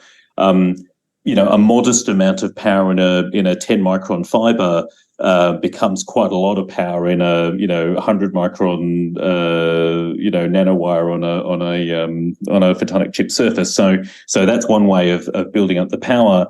But the other way is by having these really highly resonant cavities, like the rings where the light goes around millions of times, maybe hundreds of millions of times, the power can build up. And so you can put in, a few milliwatts of power and still get these nonlinear effects. So it doesn't need to be high amounts of power. And there's been some demonstrations where people have just used like a laser pointer and you can get, really, really quite strong effects like this. So I think, and using even sort of on-chip lasers, like just semiconductor lasers on chip to generate the frequency combs, that's quite feasible. Right. Well, that's great. Yep. Any other questions people would like to follow up? Yes, Larry, please. Actually, I have two questions for Arnan. Arnan, thank you very much for your very nice talk. Very exciting potential applications for combs. So you mentioned that the combs is a very good platform for timing applications. So could you give us some ideas how precise this technology can allow us to realize, and also how does it compare with some other timing devices, atomic clock, and other clocks in the market? Yeah. So typical atomic clocks of the sort that you would find in the Galileo system is like a global positioning system based on atomic clocks. Usually, it's microwave. So the oscillations are microwave oscillations of a rubidium ion or a cesium atom. But the idea of using an optical atomic clock is you actually, instead of using microwave gigahertz level oscillations, you're actually using hundreds of terahertz, which is more accurate. So I think the timing is about 1 second loss of time in the lifetime of the universe so far is how accurate they are. So, and they're so accurate that actually all units of measurement are now referenced back to something that's measured with a frequency comb. So all units of measurement, all SI units of measurement are now actually based on light, and that's all referenced to a frequency comb. So that's why the talk is for measuring absolutely anything, because anything that you can measure with SI units, it's actually referenced back to a frequency comb at the beginning. So by definition, it's the most accurate measurement. Okay, thank you. Yeah, my second question is related to the challenges. You highlight so exciting potential applications. Then the questions. Could you comment on the potential challenges for combs, and also a specific question related to how can you use comb in the field of quantum technologies like quantum computation or quantum communications? Thanks. Yeah, so I'll answer the quantum one in a minute. So one of the big challenges that we identified is to get the Kerr combs on the microchip. You've got to actually get the ring oscillating in a very particular state. And so this is, what we want is a comb that starts itself. So it's a self-starting comb. And so, it can be quite tricky to sort of get them oscillating in that state. Some of the combs that we work actually do start themselves, but we have made identical chips one does this, one doesn't. Why? Nobody knows, so there's those are some of the challenges. Is okay, you can make them self-starting, but can you do it reliably in the same way you would do mass manufacture for consumer electronics? So that's one problem. We've got some ideas about how to do this, but this is part of our program of work. The other issue is that even though you don't need a lot of power to get them to work, they're not very efficient. So the comb that you get out at the end really only represents maybe, that you still have a lot of power in the pump. You end up with maybe 2-3% of the power in the frequency comb. So if you only put a few milliwatts of power in at the pump, you've only got microwatts coming out in the frequency comb, and that's distributed over hundreds and hundreds of comb lines. So each of the lines itself is not very bright. So how do you make them more efficient? And there's some work that Dave and one of our PIs, Elisa Pasquasi, has done on what are called laser cavity solitons, where you can actually put a gain medium in the ring with the ring and actually get gain and nonlinearity at the same time, which can be very efficient. I think that's about 99% efficient. So that's another possibility.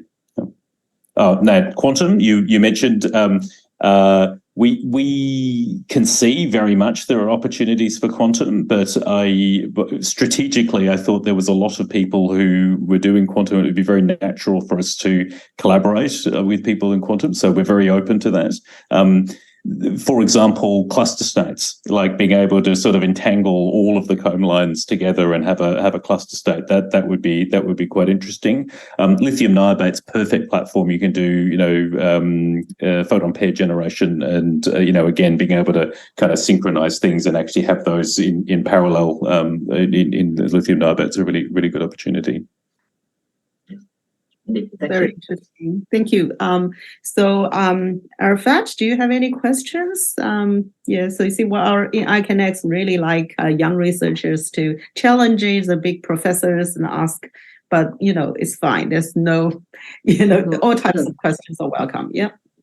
So I have a question to Professor Arnan. Thanks for the very nice talk. Professor Arnan, I was curious about the application of combs on seismology.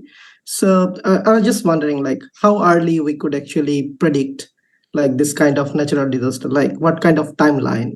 And also another question is how precisely we can predict this sort of things using this technology. Thank you. So I've spoken to Megan Miller, who's the seismologist, says everybody always wants to know, can you predict earthquakes? And so she's saying, look, it's very hard to predict the earthquakes, but what you can do is you can watch them arriving, and you can, if you imagine that you've got any fiber that's in the ground for telecommunications or in the ocean can be used to measure this. That's a great way of getting an early warning. So, if an earthquake's happening somewhere overseas, you can get an early warning of it, and it might even give you, an hour or two's warning that the earthquake's coming. But even minutes can be important. Like she has said, if you there are some actions you can take to, power down things, so that things in hospitals, there's things you can do in a few minutes that actually would make a big difference, running onto backup power or something like that. So even a few minutes is useful, but yeah, she's very careful to say, look, don't talk to me about predicting earthquakes. I can watch them arriving, but I can't tell you when they're going to happen. Right. I might ask question, Anita, because I think that's the question probably a lot of people ask you about. I'm still keen because you're working on large size perovskite, right? And I noticed the example you gave is a 65 centimeter square, which I guess for perovskite is quite big.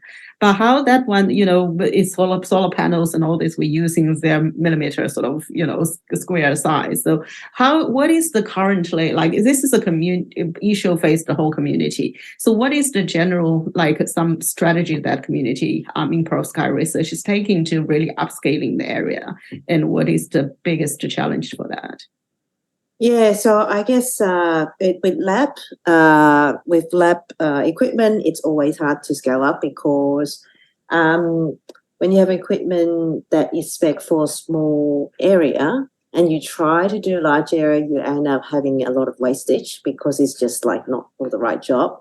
It's almost like you're trying to do a huge banquet using a home kitchen, sort of like that. And then, things don't fit in. And then if they fit in and you end up using, so for example, in our processes, we end up wasting quite a lot of material as well because they're always fit for small sizes and you try to make big sizes. That's difficult. So in our lab, we try to spec everything out for 6-inch square. But the industry is moving even to bigger wafer size. So M10, M12. And so they make really big wafer and make big cell, and then they cut it. And that's because when the cell gets really big, the current is huge. So we're talking about 10 amps. That's a lot of current for those metal wire to carry. So then you end up using a lot of copper. So if you remember, I show you a picture of a solar cell and it's got the tapping, and you've got to make them ginormous, which is not economical. So the funny thing is they actually make it really big and then they cut it. So then you reduce the current output, but then you build up the voltage. So in our lab, we sort of like at one point we just have to stop and we make the best as we could. We learn the lesson from scaling up to large area, and then hopefully this knowledge will be useful for our industry partner. So then we can leave it up to the industry partner to do the scaling up. So high yield, high throughput production. There's an argument, is it going to be a solution process or is it going to be a physical deposition process? So for the audience out there, why is perovskite so attractive compared to silicon? If you remember, I got a slide and I say it takes 1,000 degrees for those processes and it takes 7 days. With perovskite, it's a lot different. The crystallization happens at 120 degrees or even 200 degrees for inorganic. The 200 degrees is nothing, right, compared to silicon. And it occurs within seconds. So it's not like a long, long time. And it used to take me 4 weeks to make a silicon cell in the lab. And of course, in the manufacturing line, it's a lot shorter, but it is a very long, high temperature, high thermal budget process. For them, it takes them 2 days to finish the cell. So you can sort of imagine, wow, if it only takes you 2 days to make in the lab, then it can be potentially really, really fast. In the manufacturing line, and people talking about roll-to-roll printing, like printing newspaper. So so that's why so many groups are interested in perovskite cells because it's quite easy to manufacture. Great, thank you. Right, so I think we're pretty close, but I would like to ask Jiang Hui, because you didn't ask a question, but you answered a question. Would you like to take the opportunity to ask a question as well? Yeah, sure. Thank you. So firstly, thanks Anita and Arnan's next talk. I really enjoying it. And I got one question for Anita regarding solar cell for space application, which I think some audience may also interested about this topic. So as we all know that the most common used solar cell for space is now based on high efficiency but high cost 3-5 solar cell. And now perovskite tandem solar cell is like promising low cost and also have the same high level efficiency compared with 3-5. So my question is, what's your opinion of like for perovskite tandem solar cell, like perovskite silicon or perovskite tandem for space application? So any progressing or any challenging you can think about at this stage? Thank you. Yeah, that's a good question. So for space application, it's quite different for terrestrial. So for space, silicon was used on the very, very, very first mission. And then people realized silicon actually degrades very quickly in space. And that's because it can't withstand the radiation, the high energy radiation from the sun. So then people switch to materials like group 3-5 materials. So it's group 3 and group 5 materials on the periodic table, for example, gallium arsenide and indium phosphide for space. And that's because they're radiation hard and also they're compound semiconductor, like perovskite, meaning you can tune the band gap and therefore you can achieve multi-junction tandem. So multi-junction tandem is not a new idea. It's been used for group 3-5 gallium arsenide type solar cells for space. And they want high performance, right? So like Arnan said, if you send something to space, you really can't do much. You know, once it's up in space, you leave it there. And you want it reliable, you want it high performance.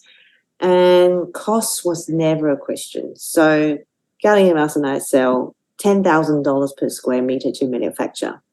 And that means when you buy solar cells, you know, $1,000 or a few $100s, as compared to the silicon module we have on the roof, which is $30 per square meter, you know, hardly anything, you know, very, very cheap. But for space, it's different. However, now there is sort of a era of commercial space, meaning a lot of people can send stuff to space. And we have companies like StarX, OneWeb, they are sending lots of satellites to low Earth orbit for communications. So we're talking about 40,000 satellites in the next 10 years, and that's equivalent to 1 million square meter of solar cells. Then that's a lot of money to buy solar cells. So companies now are looking for cheap alternatives. Silicon can't make it because it's not radiation hard. So what to do? And therefore we can see the opportunity here. Perhaps Perovsky can fill that gap. And also the accessibility as well. Not only they want something that is cost effective, they actually want something now, or they want something that they can access to. So the manufacturing capacity for 3.5 is actually quite limited at the moment compared to demand. So that's actually more demand than supply. So we're thinking perhaps perovskite cell technology can fulfill that space market. In terms of radiation hardness, it's exactly the same as gallium arsenide, thank goodness. And that's because they're really thin. So silicon cell is 100 to 200 microns. Our hair is around 70 to 100 microns. So it's the size, it's the thickness of the a piece of human hair. Perovskite cell is 1 micron, so it's really, really thin, and therefore it's an advantage in terms of high energetic particle radiation. It doesn't get damaged, so it's a soft material in that regard. In terms of performance, there is potential of getting that multi-junction tandem high efficiency performance. So that's why we're looking at that. And then Zhang Hui asked, okay, so is it going to be perovskite, silicon, perovskite 6, perovskite PV? I guess, the question is out in the open now. We want to address those in our lab. And silicon, why are we talking about silicon again? And that's because people are looking at ultra-thin silicon. So can we thin the silicon down to maybe 50 microns or even 20 microns? By doing that, you're reducing the volume, and therefore it may have better radiation hardness. So people are also thinking in that direction. So I sort of answer your question why perovskite did. In terms of who's the winner, let's find out. That's right. Thank you. I think we're really running close to the end of the time, but really before we wind up, I want to ask both our speaker a question because we're doing Oceania Day. So I think I would like you to comment because, obviously photonics and energy is quite a strong research strength, like in Australian research community. And to move forward for both of you in this respective field, what do you see especially to application, to translation, what do you see the challenging and also the opportunities being a researcher in Australia sort of environment here at the moment? So who want to start first? Arnan, do you want to start with that? Okay. So I mean, I think if we're working in integrated photonics and we expect to be sort of plugging into using these mass manufacture capabilities, and we should, you've got to be thinking global, like you've got to be thinking about engaging globally. And, Australia is never going to have the manufacturing base that, some of the major players in the world have. So we have to collaborate. We have to, find our niche, find out what we're good at, but engage with the major players in the world, and they're in Asia, in America, and in Europe, so I think that's something that's important to keep in mind. Working in Australia is okay. You've got to be good at something, but you're not going to be able to do it all. You really have to understand that at some point you let it go, and it is now being done somewhere else, or you're sending some, bringing in something from overseas. And I think with photonic chips we could do that. We can get wafers made overseas. We can design them, get them made overseas, and then turn them into products in Australia. I think that's an important area, and such a diversity of products. There's so many different things we could do with them. So limited by our imagination. I think small volumes, high value. That's what Australia should be good at. Yep. Great, thank you, Anita. Yeah, so I guess the small volume, high value. Sorry, it's just my clock chiming. Is where we're getting at too for space, which has a very complete cost structure compared to terrestrial land. It's also low profit margin but high volume, whereas for space is high value. But I think also what Australia is good at is actually education and training, research training. We are 0.3% of the total world's population, but we have quite a lot of wonderful, amazing universities in this country, and we have lots of people from all around the world coming to this country and getting their tertiary education and research training. And part of it is, it's a nice country to live in as well. So I think Australia can is already playing a really, really big role in training the future leaders. Great. Thank you so much for both of you for your great talk and also great discussion here. Also, I'd like to thank all the panelists for really engaged, active discussion. But that's what we have the time for today. And so let me just do a little bit to the formality in the end. Basically, I would like to represent iCANX Talks to present this certificate to you, Anita, and as well, of course, Arnan, for thanking your time on Friday night, very late night, to really present such a wonderful talk. Thank you very much, and soon you will receive the certificate in your mailbox. And next week we'll have continue our iCANX talks that will be delivered by the Professor Johan Hopkins from the University of Leuven about his research from single molecule investigations to material research and beyond. So please join us next Friday. With that, thank you very much, everyone, for attending iCANX Talks. I'll see you next time. Thank you. Thank you.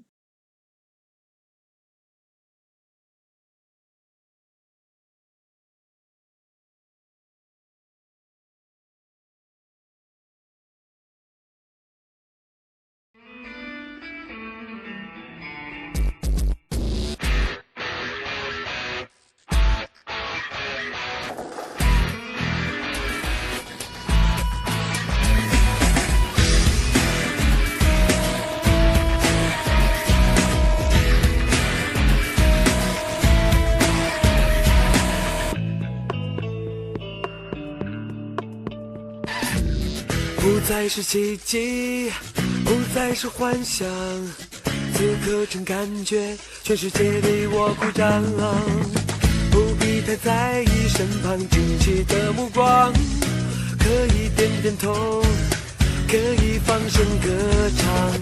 我创造奇迹，我拥有梦想，我